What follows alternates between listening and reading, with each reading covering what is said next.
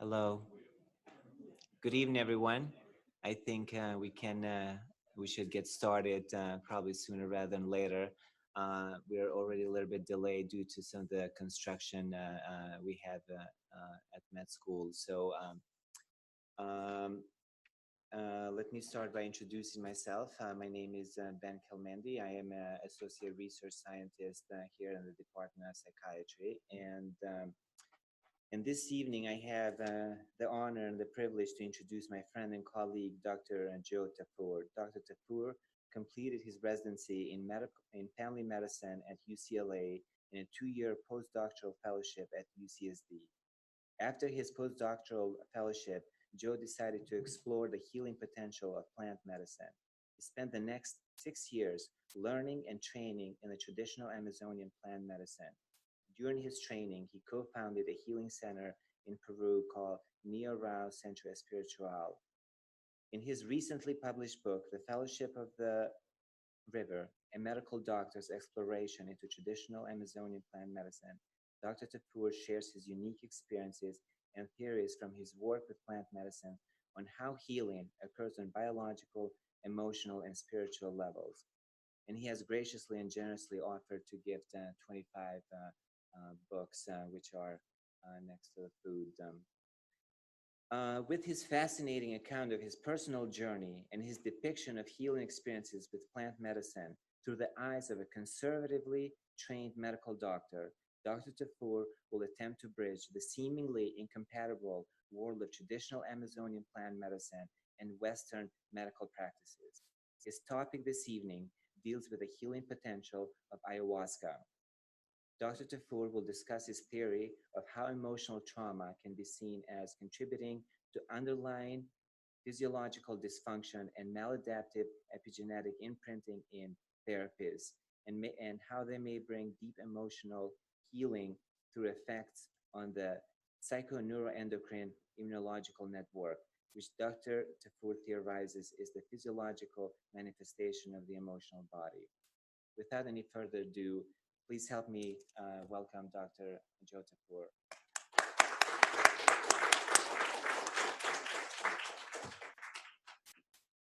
Thank you. Can you guys, is fine? You can hear me, right? Thank you, everybody. It's an honor to be here. Thank you to Ben and to Jordan, my friends here, and to everybody I'm getting to know, and some of my other friends that I know. It's really nice for me to be at Yale to talk about this topic. It's kind of a big deal for me.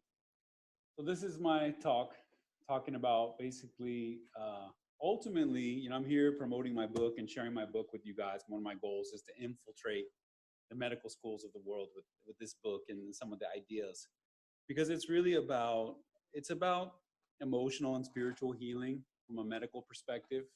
And it's using the example of the people that are going down to Peru to the ayahuasca. So how many people are from medical background here? As I know there's anthropologists, medical, is there anthropologists here? Okay, a few anthropologists. So we've got a little mix, right, of medicine and anthropology, but there's a lot of people that have been going down. You've probably heard, you guys have all heard of ayahuasca, or you just showed up just because you heard about it? So the ayahuasca, a lot of people going down to Peru to experience traditional shamanism and for healing. And in my case, where I was part of a traditional healing center and I was a doctor, we're getting a lot of people coming down with medical diagnoses. And so seeing that interface and seeing what it is, why are they coming down? What are they not getting, in our system here? And myself as a medical doctor, family medicine and practice in family medicine for, still practice a little bit, but practice a little more intensely for about 10 years. So watching what people are not getting better, I think the doctors, any experienced doctor, what kind of problems don't really get better, going to the kind of insurance-based, evidence-based, scientific paradigm-driven medical system that we're a part of. Obviously it's helpful for many, many things, but there are a number of things we know that it doesn't help that much. When you have a family member, people who are suffering with that, it takes on a whole new meaning, or if it's you.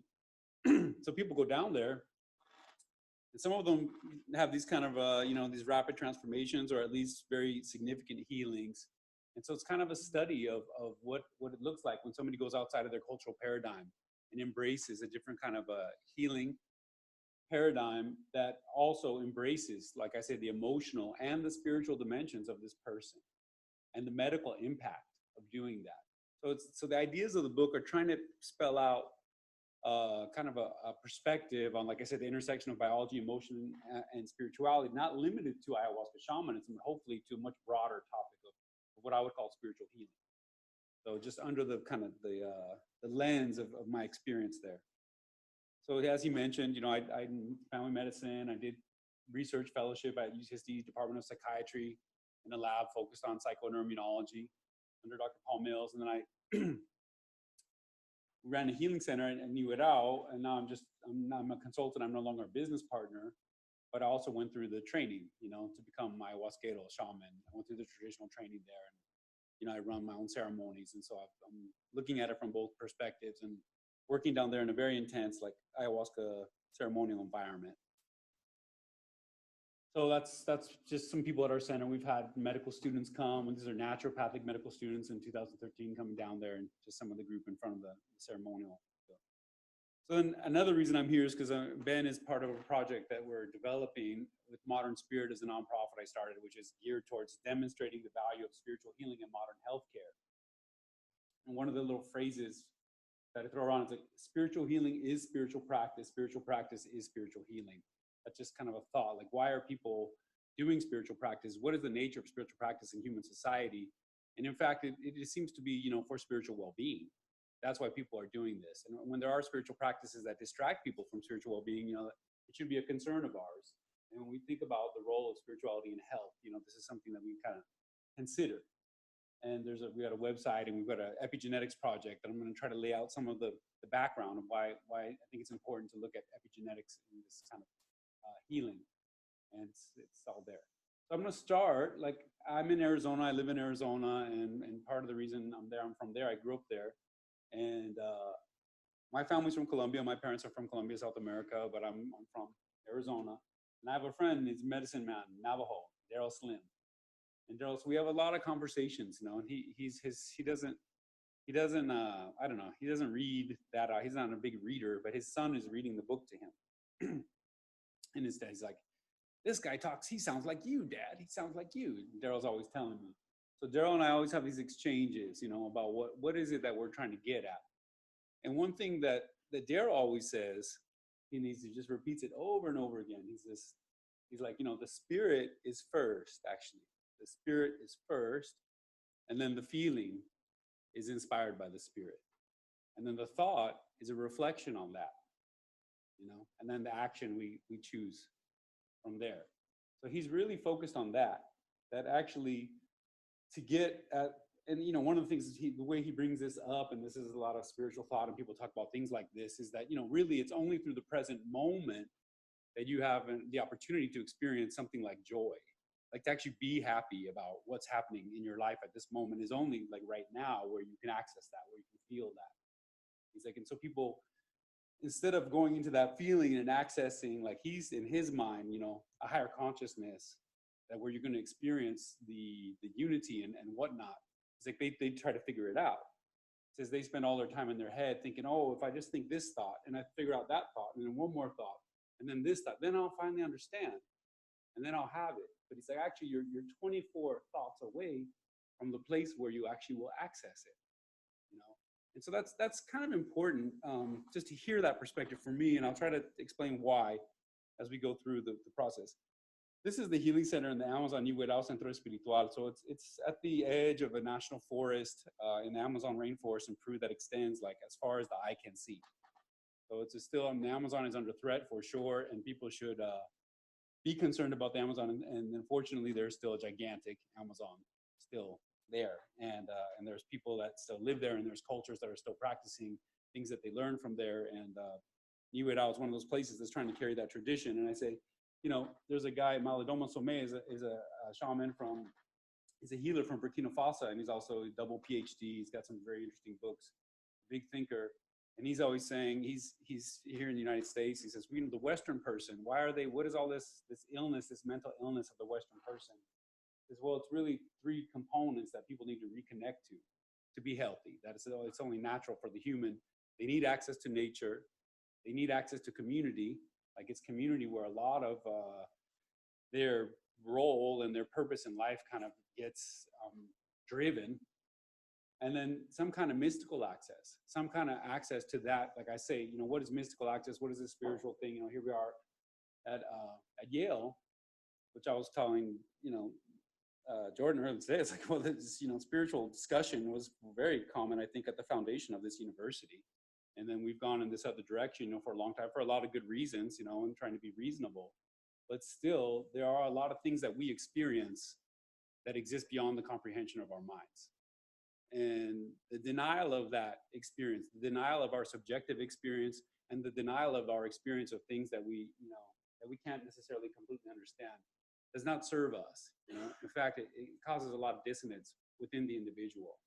And so this kind of healing and this kind of treatment and access to those things and a place for people to experience those things is very helpful for a lot of people.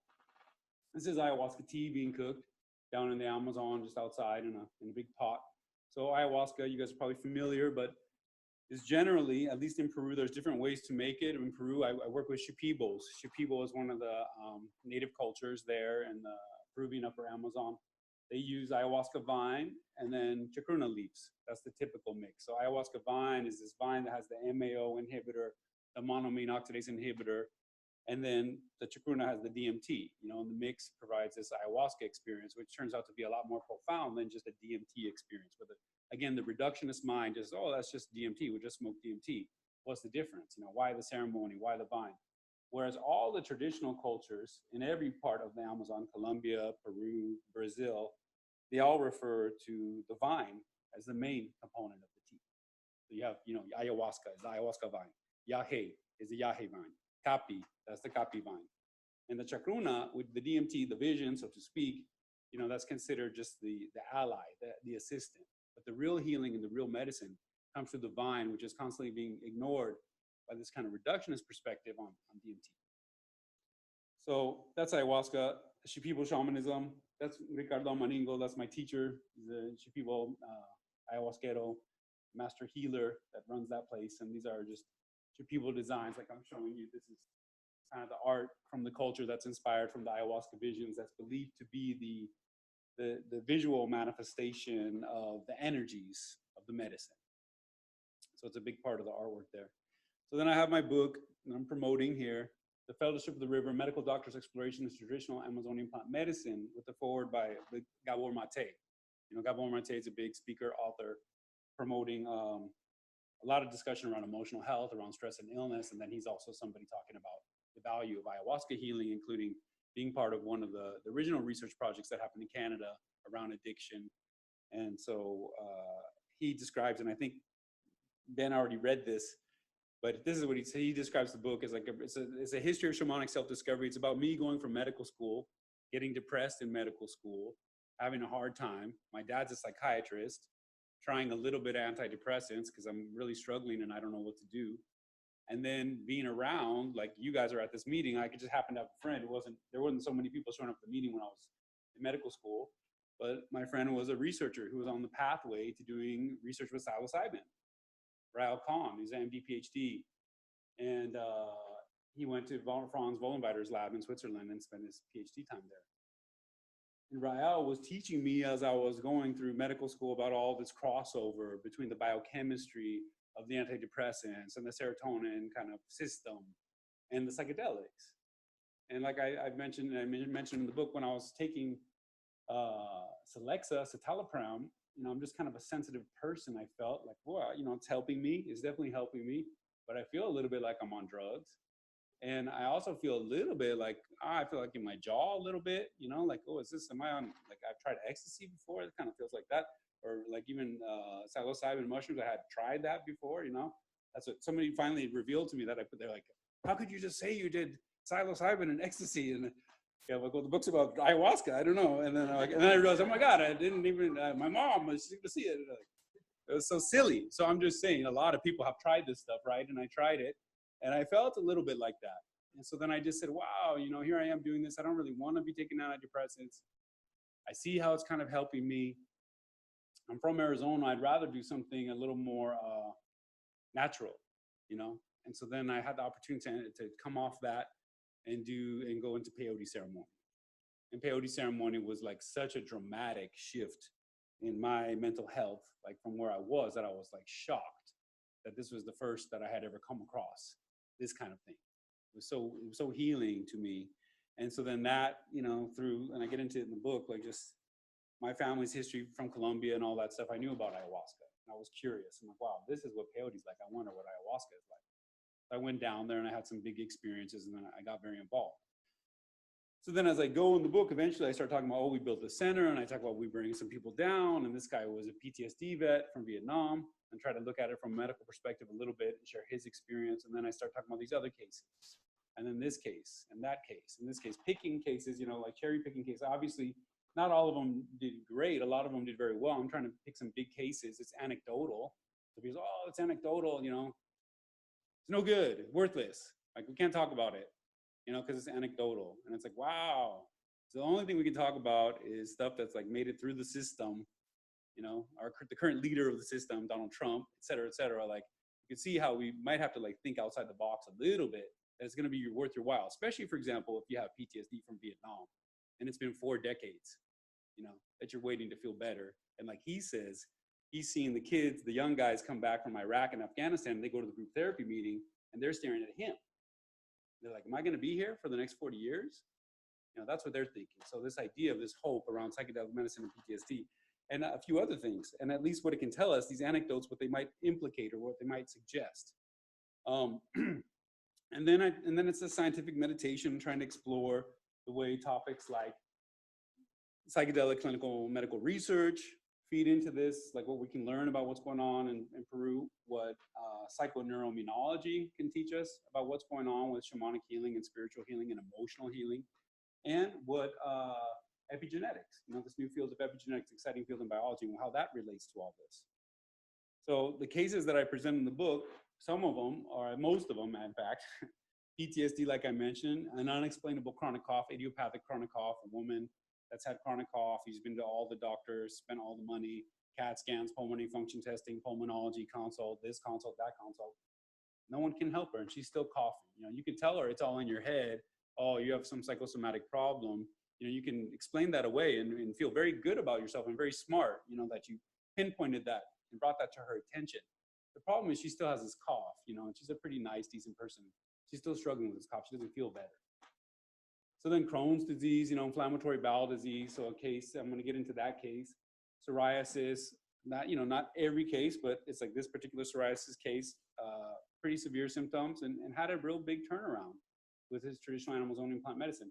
Anxiety, which is a big topic in psychedelic clinical medicine. Depression, another big one. Addiction, another big one. And then another one, you know, migraine. We see a lot of psychedelic medical research around cluster headaches and psilocybin and what's going on there and what's the relationship, among other psychosomatic conditions. You know, there's other things that you see people get better from, certain degree of low back pain, certain degree of this kind of pain, that kind of pain. And what is the physiology as a doctor that links these problems? You know, as a family medicine doctor, for sure, I go around saying this. You guys probably heard it if you saw a video or something.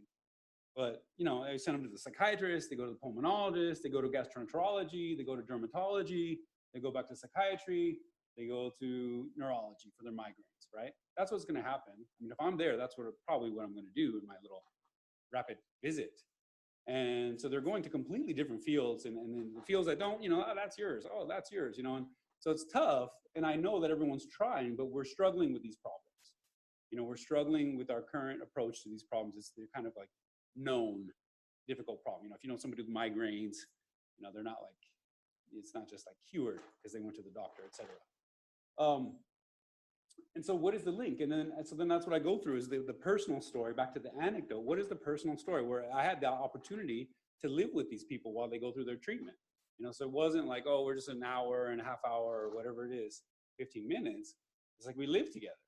You talk about what's going on with them, you hear about it, you go through ceremony with them, and you go all this time, and you see where they go. And then, you know, in this case, then you interview them, you know, a year, 2 years, 3 years, 4 years after they go through what they went through, and try to hear what happened. And you learn that, wow, it's like the people that did better from these particular problems in these particular cases, it was a deep emotional healing that they had to go through. And it was emotional trauma that was underneath each one of these like problems, at least a significant component of what was contributing. Yeah, there's probably some genetic tendencies, et cetera, et cetera. There's some other factors, But you add that part into it, and then you overwhelm the system.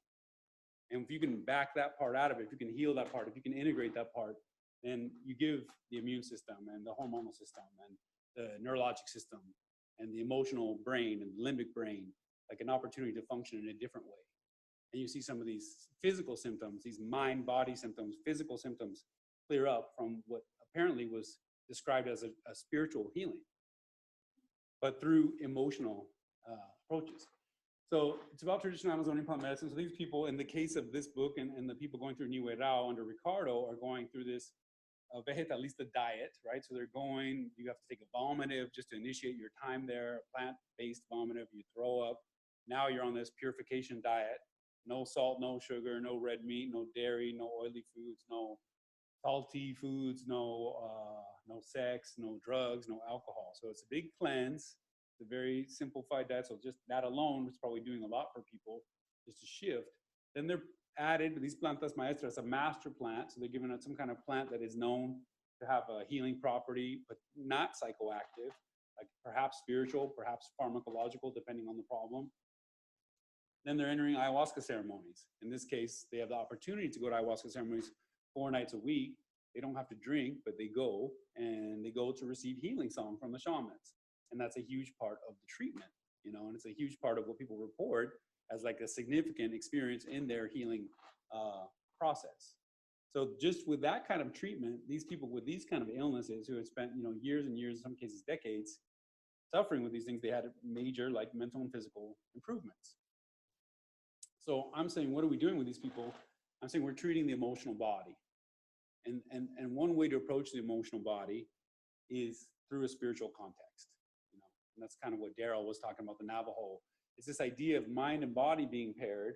So mind and body is paired, but then the emotional body, which I'm going to try to define in Western medical terms, which hasn't really been, you know, no one's really, I haven't heard it put that way exactly, but it's kind of a, you know, foo-foo term, I guess. But the emotional body that traditional Chinese medicine talks about, you know, all those fools over there, and Ayurvedic medicine, you know, those sages of the ages, you know, they happen to mention there's this emotional body.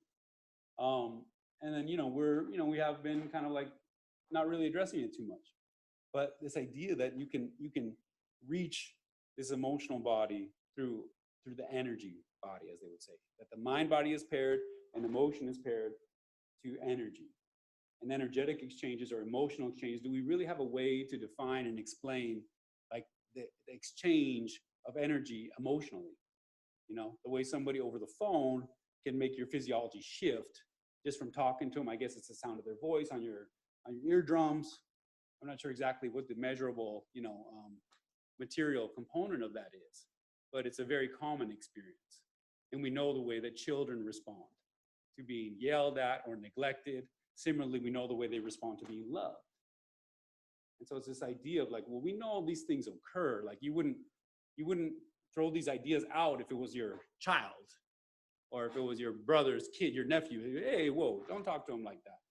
Even though we can't explain it, but we know that goes on. Something occurs there, you know. And it's like I was talking about. One of the things I talk about a lot in the book is I refer to this book, General Theory of Love, that came out of UCSF. The psychiatrists there were talking all about emotional healing and limbic healing and kind of the physiology of emotion, you know, from, you know, starting in mammalian emotional research with fear and aggression and all these things, you know, that we're kind of well aware of, and the way that comes into the human animal, and that the limbic part of us and that part of our lives, the very social part of us, the very relationship-oriented part of us, and the way that relates very directly to our health and our immune function, and like I said, our autonomic function, and in many cases our hormonal function respond to this.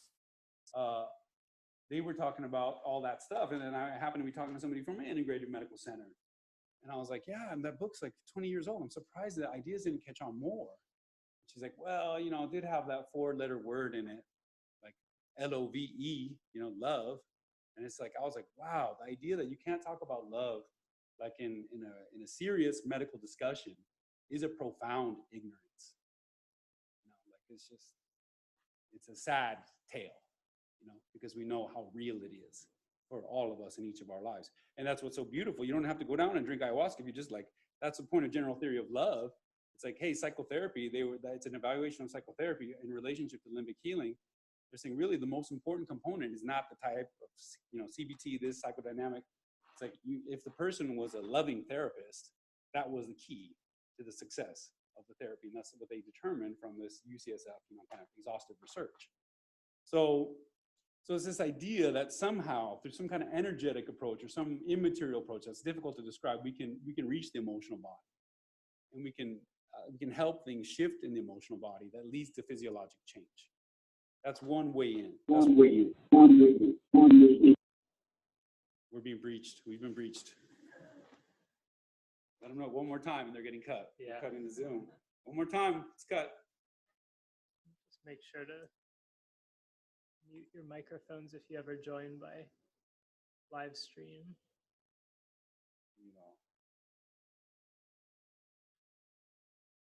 Okay. Everyone will be muted in the future. Very well. So it's this idea, the shaman is saying that we're going to go out on with Icaros. We're going to go get them on ayahuasca. We're going to open them up, and we're going to sing to them. We're going to shift things around. And the people are going to experience it, and it's going to walk them through these spiritual processes that are going to lead to emotional shifts, that are going to lead to physiologic shifts. They're going to forgive themselves in a way they have never done at a visceral level, at a heart-based level. They're going to love themselves. They're going to experience compassion at a visceral level. They're going to experience gratitude at a visceral level. That access that Daryl's talking about, straight through the heart, they're going to feel it in the here and now. And there's this converse idea of this emotional energy connection, is that if the emotional baggage is such that the system is blocked up, it's going to have a very difficult time accessing the mystery. So you have somebody, they don't really feel this sense of purpose. They don't really feel this meaning in their lives. Why are we here? It's kind of a shame about being alive. Versus somebody else who, maybe you think they're silly or whatever, but they feel connected. They honestly feel connected. And it's that tangible connection that they experience is what a lot of people describe as faith. They actually feel connected. So the idea is that the healthy emotional body allows for a healthier access to mystical or immaterial experience. And that is what makes a lot of people excited about their spiritual practice. So switching back, emotional healing. So let's talk about, and then I'm going to leave plenty of time for questions and stuff. I want it to be about that. This is Larry in the book. Crohn's disease case, had this inflammatory bowel disease. If you're not a doctor or a medical student, just inflammatory bowel disease, a lot of inflammation in the gut. He's had it for decades. He's also very depressed. He showed up to the center. He's talking about suicidal ideation. And so he's been suffering for about 20 years with these symptoms, intermittently at varying degrees. And then with 3 weeks of traditional Amazonian plant medicine, his depression resolved and his intestinal symptoms calmed for at least 1 year, with only minimal flares when he was going through divorce, with his wife, which was already in process before he came, but just divorce court and custody battle. So it was pretty dramatic for him, to be suffering that long. And then in 3 weeks, whoa, this huge turnaround in his life. So for me, it's okay, it's an anecdote, but it's significant. How is it that somebody can go from that to that? What happens to them? He battled for most of his life with Crohn's disease, this intestinal problem, abdominal pain, severe diarrhea, fatigue, weight loss, malnutrition. Crohn's disease thought to be a combination of environmental factors, immune factors, possible gut flora factors in genetically susceptible individuals. That's the way we understand it in the medical field. And there's no accepted cure for Crohn's disease. However, therapies can greatly reduce its signs and symptoms and even bring about long-term remission. So some people do achieve remission. In his case, it was very much linked in his personal experience to this Amazonian plant medicine. So we know there's a lot of comorbidity, but it doesn't get discussed that much. For me, as in a family medicine setting, I didn't hear that discussed much when I was going through medical school and things. That inflammatory bowel disease there's research, there's studies, and there's a lot of references in the book, of research saying, yeah, this is a known thing. There's a lot of comorbidity with anxiety and depression and Crohn's disease. But it's not typical in my experience. When my time, there's probably more advanced doctors, but in my experience, we wouldn't investigate that side of their lives, when they have Crohn's disease. So this is theorized to be due to the stress psyche's influence on the brain-gut axis, the HPA axis, the hypothalamic pituitary adrenal axis, also known as the stress response system, and the peripheral nervous system, the autonomic nervous system. So I'm saying basically Crohn's disease involves disturbances in multiple regions of this psychoneuroendocrinological network that I'm going to try to define, which I'm saying is the emotional body. So you can see this, you know that they have mental health problems, you know that the mental health problems actually affect their brain function. They have HPA abnormalities, okay, their stress response system is not acting normally. There's other disturbances. We know they have autonomic disturbance with all this digestive problem. We know they have immune disturbance with all this inflammation in the gut. So we see like this is a constellation of symptoms that's crossing this border that is described by the psychoneuroendocrinologic network. So that's what I'm saying is the emotional body, which is including the limbic system, the emotional brain, which is the nervous system itself is directly wired into elements of the immune system on top of all the chemical messengers that are communicating between the brain and the immune system. Then you got the nervous system, the autonomic nervous system, which is controlling all these things like our digestion and our sweating and our heart rate and our blood pressure, as we know, which are also all involved in the expression of our emotions. Like our emotions are actually a physical experience that work through this system. And then the endocrine system, we talked about the HPA axis and adrenaline and cortisol levels, and then other things that we can imagine the way they would play into it, including sex hormones and insulin and things like that.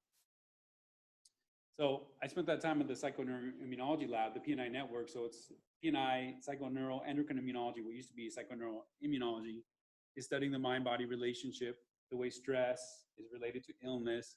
For example, stress related to hypertension, very well articulated like fact phenomenon that we all know about. The way psychological stress leads to high blood pressure.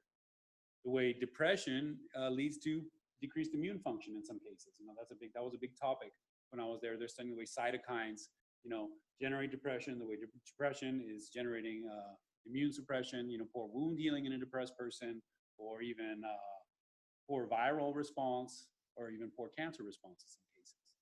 So it's just that very well articulated kind of science that, is not talked about perhaps enough in Western medicine, psychoneuroimmunology, psychoneuroendocrinology.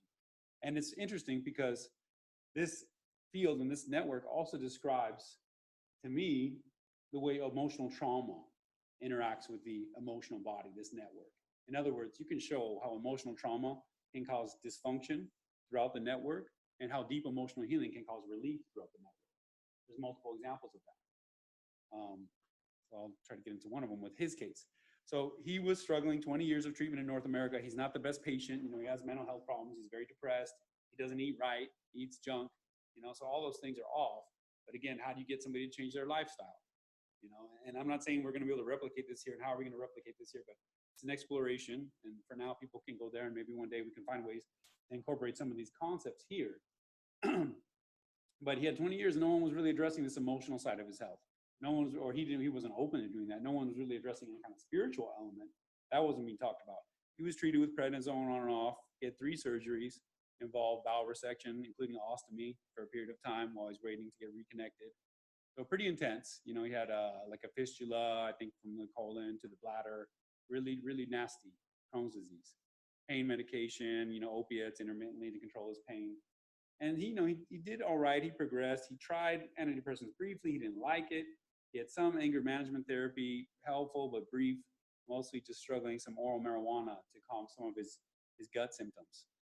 So, when you get to know him and you talk to him and you spend the time, or you have the time and this opportunity, you want to find about his emotional history and this, this big kind of thing that's coming up now more and more in medicine, adverse childhood experiences, the way that kind of trauma from childhood feeds into this kind of lifelong disturbances in what I would say is the psychoneuroendocrinology network. And so in his case, he was abandoned by his biological father. He was abused heavily by his stepfather, like multiple stepfathers, and then eventually had a stepfather that was really violent. And he ran away when he was a teenager. He ran away and kind of had to make his life and figured it out. And by the time he was 20, he started developing really intense Crohn's. And he was angry and he was depressed. So Ricardo meets him. Ricardo's pretty sure we're going to help this guy, no problem. We can help this guy. So he puts him on Ojai is a master plant down there that's a sap from a tree that they use as a purgative, like to clean out parasites and stop to have like a lot of intestinal health, promote intestinal health. And also it's used to bring, in the spiritual perspective, from the shamanic perspective, it's believed that it helps bring light into their mind and into their heart to help them through his depression, was the idea and the concept. And then he entered ayahuasca ceremonies. And then he was treated by the shamans with the songs. And that's what he did.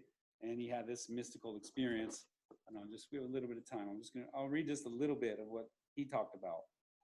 A lot of the end of the book is all these interviews with these guys. And he says, well, first, he started getting better immediately just on the diet and with the ceremonies. He didn't, when I showed up there, I was really worried about the bathroom because the day before I arrived, I was still going 15 times a day. But once on the diet, he was down to about 3 times. After the first 2 ceremonies, which he describes, which were quite vile at both ends, vomiting and diarrhea, other than the ceremony bathroom breaks, I didn't really need to use the washroom except to pee. So he didn't have any more abdominal pain. He started kind of healing rapidly. He had a lot of out of this world mystical experiences. So, I mean, it is worth saying. And back to this, it's just being honest. It's like, is it real or is it not real? I don't know. Nobody actually knows. Whoever tells me it's not real, they don't know either. I'm just listening to this guy telling me what happened to him, right? So he says, just for the fun, I saw this bald guy riding on a gold chariot. At first it was Jean-Luc Picard from Star Trek. Then his face morphed into Gandhi, and then it morphed into my doctor, who was bald as well. When my doctor got close, I yawned, and he tried to put a pill in my mouth, and that I refused. Then he turned into this huge viper, so large, and then he took off. And then he got into this, some extraterrestrial experiences. They were rewiring his brain, a lot of wild stuff. But then he got into some very personal experiences. He's like, I had a really horrible childhood, losing my dad when I was 5, supposedly, if he was my dad, bad stepfathers. And this last one, who was still with my mom, was horrible to us, violent beatings and stuff. Ayahuasca showed me this last stepfather and said something like, forget about your father, this is your dad. From age 6 to 13, before I moved out, he was the guy that raised me. Ayahuasca said, just forgive him and he can be dad. In another ceremony, Nathan was shown a vision of an aunt molesting him as a child and also molesting some of his cousins. He had no prior memory of this sexual abuse. At the time, though, this information resonated with him. He knew, however, that he would have to investigate this further when he got back home. Another really crazy ceremony was with Svita. Svita is a business partner. She's a Canadian artist that trained with the Shipibos with me. She's the part of the Ricardo, myself, and Svita were running the center, and she also became a healer. So she's singing Icaros to him. He was in the midst of a very intense and dark ayahuasca experience. So Icaro is like, it's a mystical healing song, is a chant that you're singing to the person to try to promote this kind of emotional healing. The whole tradition sounds so strange, so hard to believe, but then you kind of have to go and experience it to really like have a informed opinion. So this is a guy, he's a train engineer from Canada. He's not a hippie, he's not a new ager, he was eating like bacon-filled breakfast sandwiches. Says, at the time, though, he was in the midst of a very intense and dark experience. Vita started her Icaro. Throughout the song, the ayahuasca gave Nathan clear instructions, first telling him to close his eyes. So that's his experience, right? The ayahuasca is talking to him. That's how he experienced it. So I'm sitting cross-legged with my hands on my lap, and Svita is just singing and singing, and there's lots of snakes and piranhas biting on me at the time. It was a very dark ceremony. So now she's singing and it's getting lighter, lighter, and lighter. And then there were butterflies and dragonflies, very earthy, kind of like a garden sort of thing. And then I got this overwhelming feeling that the song was going to be over right away. When I got that feeling, this huge piranha comes over above her towards me. I didn't say anything or flinch. At that moment, Svita got up on her knees, like her high knees, and pushed my head down. She pushed my head down and was singing and singing and singing, doing what she does. When my head was down in my hands, I saw the shape of a heart, like a child would draw, but it was broken. So then Svita grabs my hands and squeezes them together to squeeze this heart together. I then opened my hands and I could see that the heart was fixed, but then it would break again. And she'd close my hands again, squeeze them, open them, and look, it was fixed, and then it would break again. So then she went to my chest and my back and continued singing. And then she looked at my hands again, and the heart was fixed. Nathan did not at any point communicate verbally with Svita during the song. That was the craziest ceremony there because she was manipulating my hands. It was really strong for me. Then he went home to follow up on what he learned, and he talked to this stepfather and told him, hey, this is what they told me. You should just be my dad. His stepfather accepted this role and apologized for all the abuse. He said, I wasn't a good dad. I didn't know how to be a good dad. I was a truck driver. He didn't know how to be a good dad. So they kind of worked it out. Then he verified the sexual abuse, which is not always the case. You know, somebody might have a vision of sexual abuse, could be confused. In this case, it was clear to him, and he went and he found out, yes, that his aunt had molested him from age 5 to 12, and his cousins as well. And nobody knew about it, and started working through that and the forgiveness and the healing around that. And so he did all this follow-up. He changed his diet. You know, all these things happened, and he continued. He ended up coming back again at some point, but, you know, didn't need treatment anymore for his depression or for Crohn's or any of that. A little medical marijuana he takes sometimes for spasm. So he had to hit at least the diet, ceremonial purging and cleansing, resolve problems with his biological father, stepfather, subsequent follow-up. The ayahuasca told him about the sexual abuse, all that stuff, and then his reprogramming through extraterrestrial experiences, you know, which again, that's what happened. So as with psoriasis and migraine headaches, intestinal inflammation in Crohn's disease has been correlated to emotional body dysfunction, that is PNEI dysfunction, and related neurogenic inflammation. So it's like trying to research, are these things related? Is the physiology related? So migraine headache said there's this neurogenic inflammation process. Psoriasis, neurogenic inflammation. Crohn's disease, neurogenic inflammation. So it's inflammation generated by the nervous system, apparently in each case due to some kind of unsettled emotional problem going on. Or that's what we could link it to, some limbic process. I'm not sure where it sits exactly in the body, but it's coming down the pipe there. You know, there's no insult, there's no injury, but all this inflammation is being generated. And it's like, so other people say, oh, this is psychosomatic. This is the body crying out for help, telling you something's wrong. And that's one way to think about it. So there's significant evidence to suggest that maladaptive epigenetic programs also play a role in the development of Crohn's disease, PTSD, psoriasis, anxiety, depression, and migraine. So when I'm trying to find physiology that links these problems, I'm looking at neurogenic inflammation, this PNI network disturbance, and then I'm seeing all this epigenetic research in each one of these problems, saying, oh, you know, these people have a little epigenetic disturbance.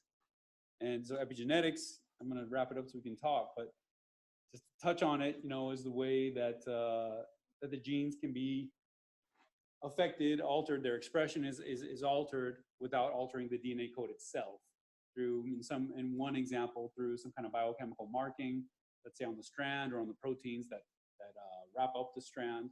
And this is going to affect the way the genes are expressed. And it's becoming a big deal because epigenetic mechanisms appear to cause a lot of developmental problems. Environmental chemicals are known to cause epigenetic problems, drugs and pharmaceuticals, aging, diet, all that kind of stuff. And it's looking like cancer is a very epigenetic illness. A lot of autoimmune disease seems to have a major epigenetic kind of root. Diabetes, okay, type 2 diabetes, for example, the way somebody would appear to have a genetic disorder, but it's a lot of lifestyle nutrition underneath it. And it's like, oh, I thought it was genetic. Actually, it was not hardware, it was software. And then mental health problems. But there's a lot of epigenetic kind of evidence contributing to problems like depression and PTSD and even addiction and anxiety. These areas that are a big focus of psychedelic medical research. So it's just like Bruce Lipton says, you know, you have the DNA blueprint, and then you have the epigenetics is like the contractor that's reading the blueprint, okay, in response to the environment, in response to the perception of the cell. So it's a form of cellular memory, and in a way, it's an early form of emotion, as far as the cell responding to things that is repulsed by or things that it's attracted to. And so the epigenetics has that role. And here's just some more shamanic artwork. So it's this idea of this shamanic approach and the spiritual approach. Could it be altering epigenetics? Because it kind of seems like the kind of illnesses that we're seeing these shifts in, these physiologic shifts, they have epigenetic kind of contributing factors. So I'm saying emotional trauma, we know it's stored in the body, okay? It's not just in the brain. Emotional trauma is stored throughout. We can show the way emotional trauma leads to these disturbances in peripheral parts of the body, immune system, nervous function, etc. And so, yeah, they're linked to the limbic brain and into the central brain, but not limited to that. Ancestral trauma research with epigenetics, you guys may have heard about these studies with the concentration camp survivors whose kids are more prone to anxiety. Everyone thought it was, you know, parental influence. And then they're showing, oh no, they have these epigenetic markers from the war trauma that they're still carrying.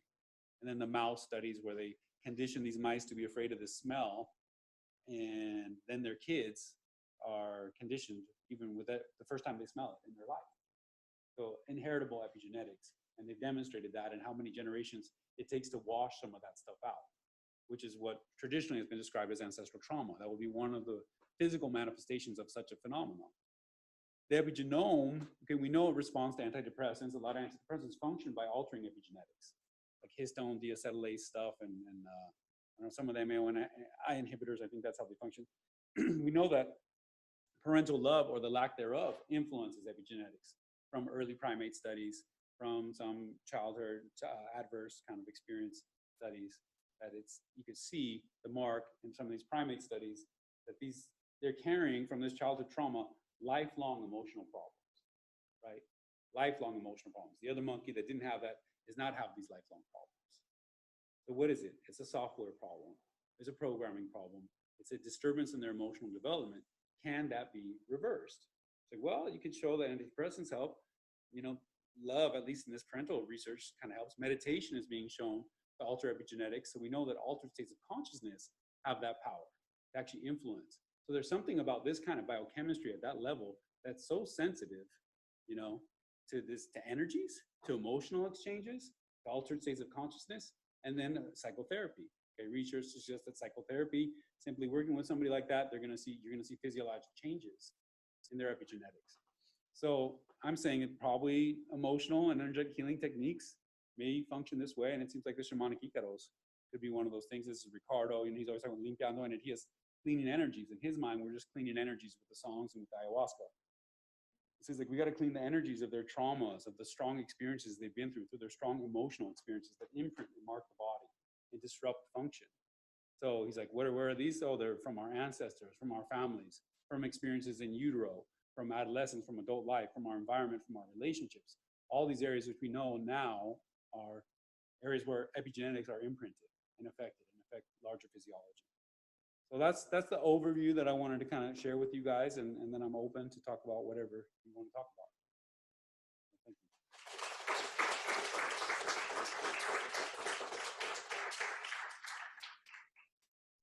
I don't know how it came off. So last I went to U of A, Center for Integrated Medicine, Dr. Weil. And they were like, you're talking like, it's like, what kind of reception do you get? Like, people are actually very curious. Like, well, you talk like it's so controversial. It's like, you're angry about it. I'm like, no, I mean, I'm just trying to share. I think it's important to just bring some, for me, it's a passionate topic. Why? Because I see these people, it's real people. I'm a doctor, if I could help them like that, it would be great. But like, we helped them, thank God we like brought them to the shamans and turn their lives around. And that's the root of it. And that's, we had this discussion. I'm always talking to Ben and to Jordan, and Ralph Metzner, who's a psychedelic researcher, right, from the past, or psychedelic therapist, colleague of Timothy Leary and all those guys. He's like, science is not medicine. Science is not medicine. Like, medicine first. If you're into healing work, if you're into medicine work, medicine should be kind of directing and shaping a little bit. The science is very important, to scrutinize everything and make sure we know what we're talking about. But it doesn't need to direct, the kind of healing work we want to do with people. Not completely. Is there any questions at all? No questions. Okay, there we go. I'll start with you. Or do you? Okay.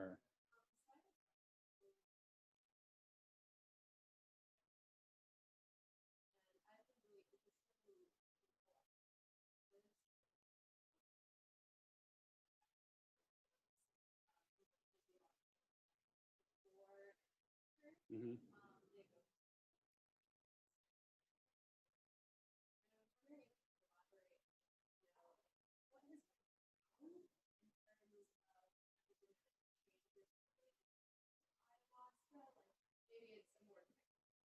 They haven't, so no one's done epigenetic research on ayahuasca. So just this, but go, you have more questions?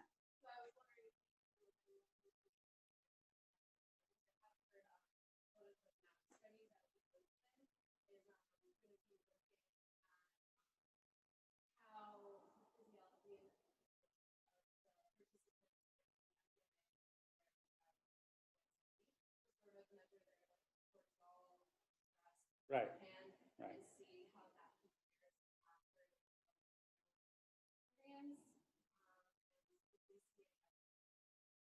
Right. Well, so that's us. So that's why I'm here, is because like Ben and I, you know, and Jordan is our colleague, but like, you know, so this book and these ideas and all this stuff, and me, I'm promoting, and I mean, I'm drawing on everyone else's research, right? But I'm just out there saying, hey, wow, this is really kind of like, I think you should look at this. And so we've been talking to MAPS about trying to get them to collect saliva samples that will be run at labs here at Yale eventually, one of these days. So I have a brochure there called the Modern Spirit Epigenetics Project, which is that. So I came back, I'm like, hey, I want to study, what can we do? Let's test some of these people down in the Amazon, which we still might do, you know, and it would be interesting to check saliva swabs. And then, you know, Ben's the epigenetics research kind of expert, but looking at things like cortisol receptors and these areas that have been focused on in like this depression research with epigenetics, this anxiety research in epigenetics, and this like Holocaust survivor research in epigenetics, PTSD epigenetics research. So drawing upon the way different things that have been noted, trying to pick a few things that you think you want to see. And so then in the case of the MDMA trial, like, okay, get it before, get an after, and where they're following people up, you know, a year, 2 years later, and people are still showing these significant shifts. And so PTSD is a very interesting example of what I would say is like a disease of the emotional body, where we know emotional trauma, like that one we don't have to argue about. Everybody knows it's like, yeah, they were troubly traumatized, you know, whether it was war or, you know, sexual abuse or whatever it was.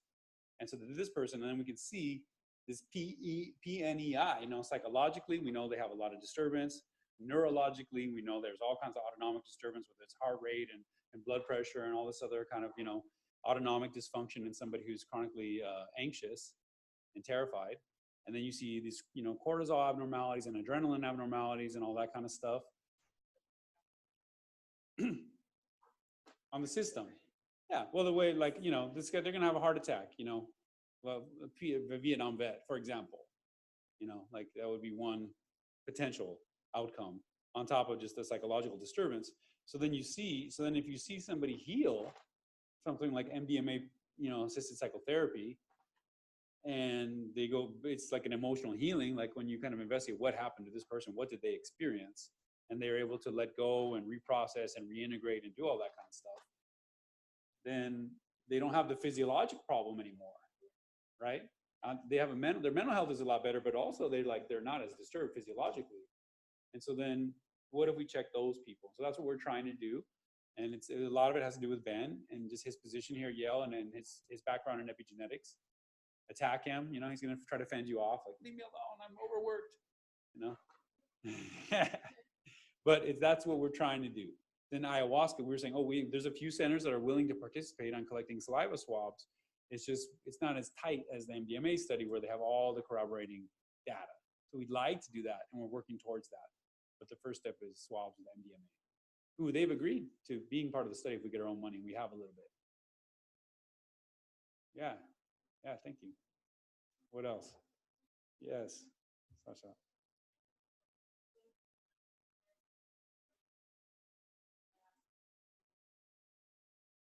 Yeah.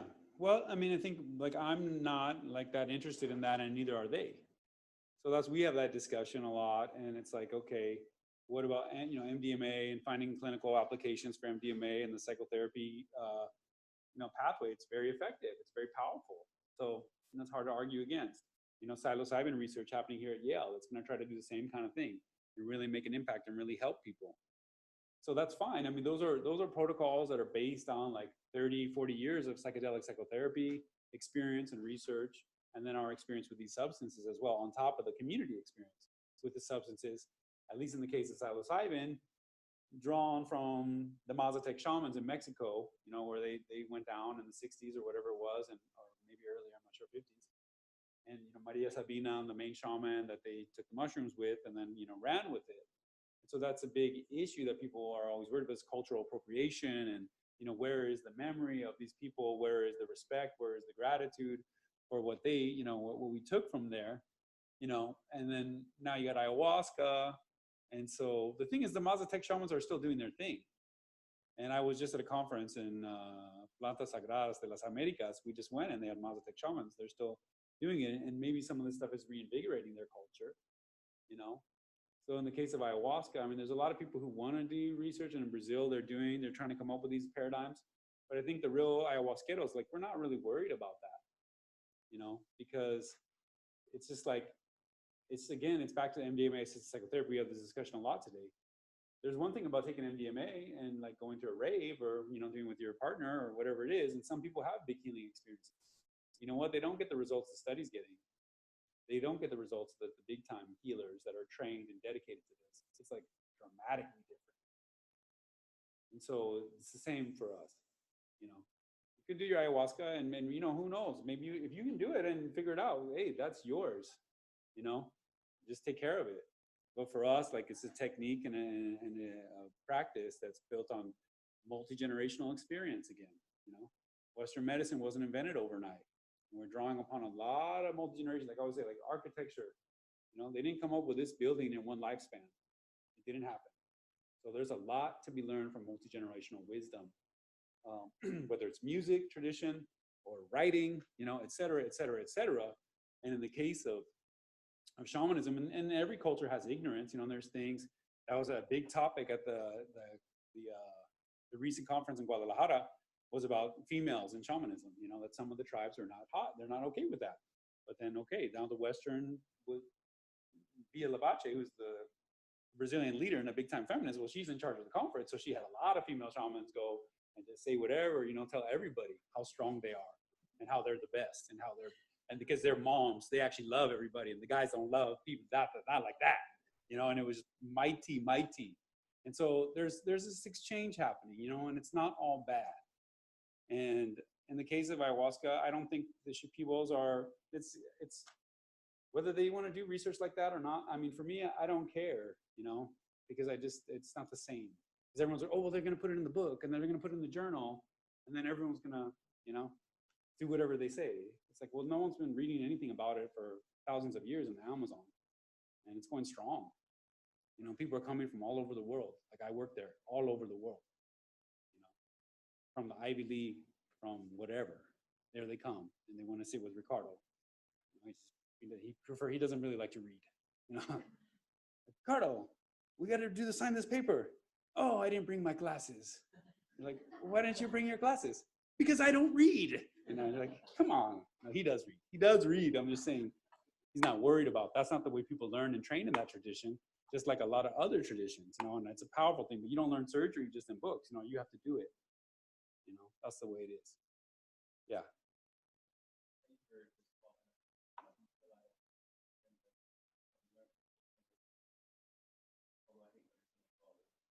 Yeah.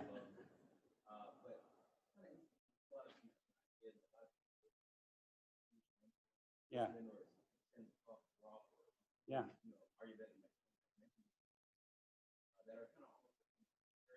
Right.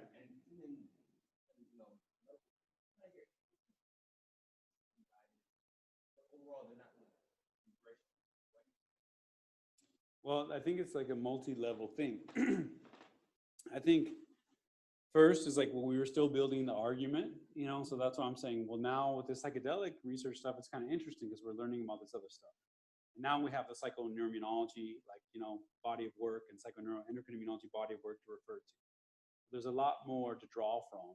And that's why I say, like, you know, this book is made for people to read and enjoy, but it was really, the secret goal is to infiltrate the medical schools, you know, with all the references. It's like, here, guys, this is like, and you know, like Johnny, he's doing it. And it's like, they're sound ideas, you know, they're medical ideas from a medical background, a scientific background. And so it's like, we need to disseminate these ideas, because it's like we've been talking about, academia is very political, you know, period. So there's a lot of resistance to all kinds of ideas, right? To all kinds of perspectives, all kinds of points of view. They just don't like it because they don't like it because they don't like it. And then you have epigenetics. You know, it's opening up this whole other world of like, whoa, we didn't even consider that, like Lamarckian evolution, you know, that they were talking about. It's like, oh, that's crazy. That's crazy. Oh, forget that. Don't mention that here. How dare you? You know, I'm right. You're wrong. You know, that's the basic argument. And so there's all that. And then there's this one other piece that I find that's kind of tough, is that when it's about this, we're saying, hey, you know what, we really need to take a look at the emotional dimension what's going on. You know, like I said, plays a huge role in our physiology. And that kind of asks everybody to do that, you know, because they're going to have to do that. If we're talking about that, then they're going to talk about their relationship with their partner, their relationship with their kids, their relationship with their parents. And it's a very uncomfortable topic for a lot of people, especially when you're from a culture that is like, we're not going to go there. We're not going to talk about that. That doesn't have a place here, you know? And so now it's like we're trying to find the compassion, also not to judge that, but to hold the space for that. Say, that's hard, you know? That's hard to like open up. It's hard to open your heart and like kind of realize, wow, you know, I don't know how I feel about my job. I don't know how I feel about this kind of work. I don't know how I feel about like, you know, whatever, getting depressed in medical school, etc. Like all that kind of stuff. That's what's waiting to happen, and it's difficult. So it's like there's a lot of resistance, and part of it I think is that it's like if you wanna go there, then we go there, and you know it's embarrassing and it's hard to deal with sometimes. So I think that's part of the resistance a little bit. You know, to me, it's like they don't want to break composure. What else? Yeah. Yeah.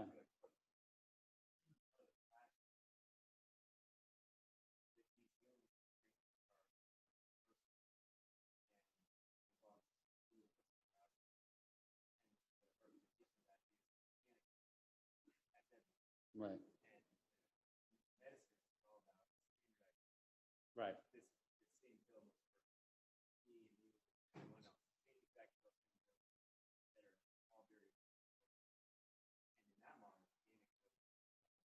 Right. Yeah. Right. That's a very good point. The standardization, you know, which was like, is a huge like push, you know, okay, we're going to stamp out charlatans. We're going to stamp out this, you know, we're going to find the truth. We're going to standardize. And we had this discussion, you know, we were talking about today, like, oh, when you're going up here with the faculty at Yale, it's like, okay, we got the study design, but it doesn't quite fit like the previous paradigm. And so they're you know, they're stuck on it because it's helped us to scrutinize. It's helped us to be critical. It's helped us to really get to the heart of the matter, the truth, and reveal it. The problem is, it's like you just get too attached to it. You know, now you're standardizing just because that's what you do. That's the issue. You're standardizing because that's what you do, and that's what we do when we standardize, and which is very easy for like the corporate model to jump in on, because that's what the corporate model, like, you know, I can go and talk. My dad's friend was a head of he was like a director at some big health insurance company in Phoenix, and I tell him about what's going on. He's a psychiatrist. He's like, wow, I'm so jaded, Joe. I'm so jaded. But he's like, you seem so interested, and you're still interested in it all. Huh. He's like, but what, you know, this is cool, this is nice. But he says the same thing, you know, I always hear, but how do you scale this up? You know, scale it up. Okay. Scale it up is like, to me, is a business talk that pretends like I actually care about anybody. Like, scale it up. Oh, well, since I can't help everybody, since I can't help the millions, we can't do that. It's like, you don't care about them, man. I can tell you that right now. Like, you didn't care before, and you still don't care about all those people, and it's fine. Like, that, there's no problem. But to scale it up, and how are we going to standardize? I'm like, you know what? It's just, that's one of the issues in our society right now, and this is what the human side is like, letting things breathe again. You know, let it grow on its own. You know, you don't have to figure it all out the way it's going to go. You know, we didn't imagine the way the internet was going to happen. You know, we didn't imagine all these phenomena that are just part of our everyday life all the time. You know, that we kind of lose track. We think we're controlling everything here. It's fun to live in the Amazon where everyone just lets things happen. You know, like you want to throw a festival, just tell 2 people and spread the word. And in 2 days we have a festival, and it's really like, you know, it didn't take any planning at all. And I don't think anyone opened their iPad, you know, to make it happen. But here we're like, you know, we get caught up and like and that's why we're suffering so much. It's like, let it breathe. And this happens with ecosystems all the time. They like step back, like, how are we gonna bring it? And then all of a sudden, boom, you know, just the nature just takes off. You know, in Chernobyl or in Yellowstone with the wolves, and these phenomena happen that we had no idea of anticipating. What we really need to do is get out of the way a little bit. And so that's the idea, is like, let it grow a little bit. Like, have some faith in that. Things grow. Yeah.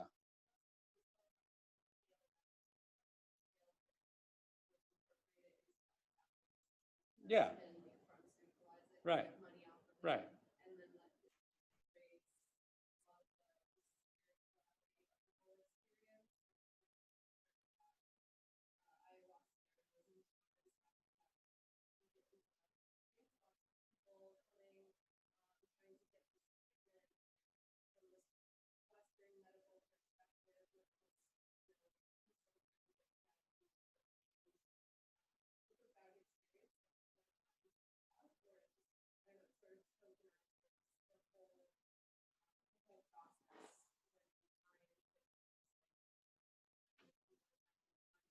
Right. And it's like it's happening, you know, because I was a part of it, right? I was part of ayahuasca tourism, like we had our center. So we were trying to be genuine in what we're doing. We're trying to say, at least when I'm there, and it's like, hey, we're really going to take care of you, like at the spiritual level. You know, if you can't pay, okay, but if you can pay, like, well, there's like 30 people that work here, and you know, because it's like I get, like, because you know, even the traditional shamanism, like they still give them something, you know, whatever they can give them, they give them something. Like that's kind of rude. Everyone's like, well, you're not supposed to pay for that. And it's like, well, I get it. You don't want to pay, man. You don't want to pay. I understand you don't want to pay. But it's like, we're here, we're eating, you know, I'd offer you some food if I had some. And so it's, you know, I think there's the economics is, you know, it's an issue. And there's a lot of people that are moving in to try to dilute it that way, you know, and make it fit a business model. And they got their factory and then, you know, we need to make our numbers. That starts to happen, you know, but that's not every center. And we're hoping that it won't become that. And there's a lot of room for it to not become that because people just go deeper and deeper in the jungle to find something more, you know, and there's still plenty of places to go. So there's a little resource back there, you know, like when I was there, it's like, there's always some other shaman we can bring from who knows where, you know, who's never met a foreigner in his life and doesn't speak Spanish that well. And there's just like, it's deep. And so there is that. And then it's also like invigorating their culture.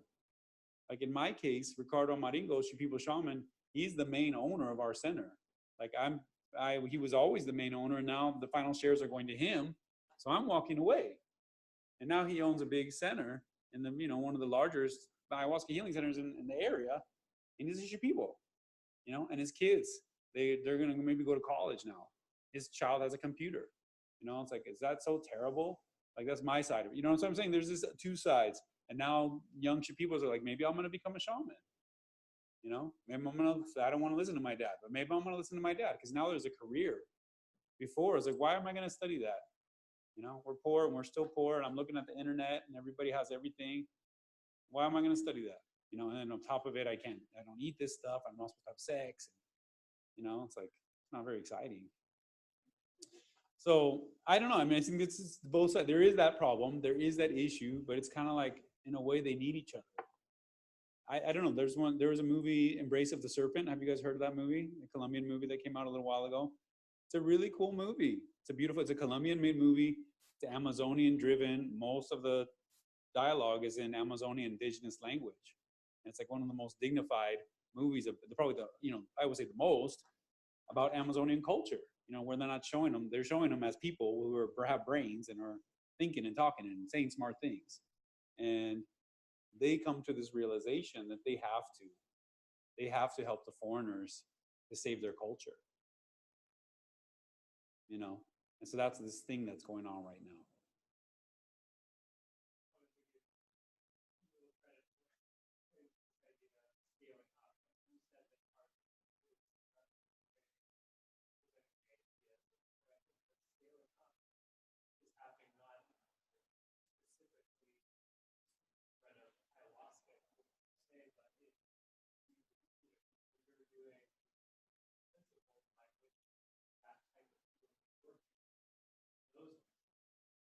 Yes.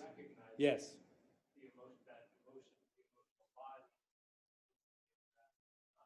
Right. Yeah. That's correct. Yeah. Exactly.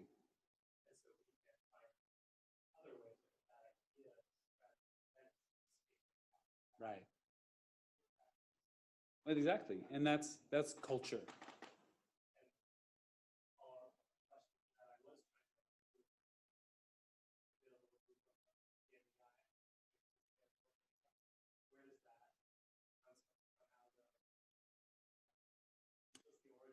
Well, so it's my understanding, and I'm not, I mean, I just drew from the papers. I didn't like study the history of it, but I was at a lab, like Paul Mills, there's people, and I'm sure there's somebody from Yale maybe has been part of it, but like, I think it was like the American Psychosomatic Association, and there's these different like associations that have been evaluating psychosomatic conditions, and then like mind-body medicine research, those meditation research, stress research.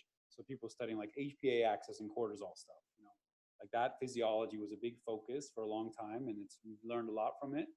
And then starting to notice that these things were like, that they had previously been compartmentalized, that, okay, the brain is a nervous tissue, okay, the autonomic nervous system, fine. But then, you know, the endocrine system is the endocrine system, and the immune system is the immune system. But then they started seeing, wow, like, you know, we call this thing a hormone because it was first discovered being produced by the endocrine system. You know, we call this thing a cytokine because it was first being produced by an immune cell. And we call this thing a neurotransmitter because the nerves are producing it. But then as we study it more, we learn that they're all using all of them, you know? And so it's like, whoa, we've maybe like miscalled it as far as what is this network. There's this network that's communicating with the same kind of physiology, and it's acting in concert, you know? And so they started noticing this concert around this stuff and started linking that in some, like, for instance, to depression. And, you know, a question like that, like, why does somebody who's depressed have decreased immune function? And trying to study articulate from serotonin physiology all the way down to cytokine and T cell activity. Paul Mills, who is, you know, he's just one person, but, you know, in the history of it, he was an early meditation researcher from the Maharishi. They were studying things like the way white blood cells, like beta adrenergic receptors on white blood cells, were changing their behavior in response to meditation. And then they apply that to things like, at that lab, they applied to things like Alzheimer caregiver burnout. So that was a big field of research at UCSD, Alzheimer caregiver burnout. So they have this spouse that has Alzheimer's, and they're, you know, they're so stressed taking care of them. Some people burn out, some people don't burn out. And the burnout people have physiologic damage, and the other people don't. So they started assessing like cultural factors, and then psychological factors, spiritual, like well-being assessment. You know, what is there? And I touch on one of those studies, and there's personal mastery questions. So they start asking these people, like, you know, basically how much faith do they have in themselves and in this life, in so many words. And they have this scaled questionnaire, and then they link that to their immune function, like, you know, certain T cell response to adrenergic, you know, hormones. So that was the kind of lab, that's the kind of stuff they're doing. And then they get a lot of funding, like, you know, so he's like, you can't do meditation research all the time, you know, maybe the funding runs out one day for psilocybin, but you're a researcher and you got a family. And so then it started becoming like heart failure. There was a lot of research money into heart failure. So then they started doing, okay, depression and heart failure, you know, depression and cardiac disease. Some people who are depressed, they're having poor outcomes. The people who are not depressed, they're doing better, they're hanging on longer. So then exploring that physiology. Then another area was exercise. They're saying, well, for blood pressure, we can lower your blood pressure with these pills, you know, we can adjust the way the kidneys are functioning, we can adjust the way the blood vessels are functioning, et cetera, the heart rate, et cetera. We can tinker with it, but they still have this high inflammatory condition that's not being addressed. So have we really reduced the risk or not if they're still like inflamed? And then they can show, well, exercise is doing all of those things. It's holistic, that's affecting the entire network. So those are some of the areas of research, at least that I was exposed to. And I only went to like one conference in PNEI because he started letting me go to the Amazon, you know, and then that's when I started going down, drifting out of academia. But now I'm back, at least for an hour. What else? What else? Anything else? Is that it? Is that the...